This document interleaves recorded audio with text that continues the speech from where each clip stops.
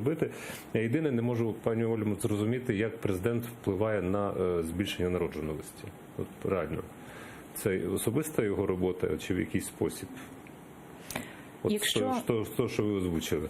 Якщо це вся гуманітарна політика держави, і президент має давати стратегію розвитку і задавати параметри. Якщо ми не змінимо нашу криву смертності і народжуваності, українська нація, за даними просто статистики народжуваності і смертності, українців стає менше щорічно на 200-300 тисяч щорічно, не враховуючи від'ємні процеси міграції.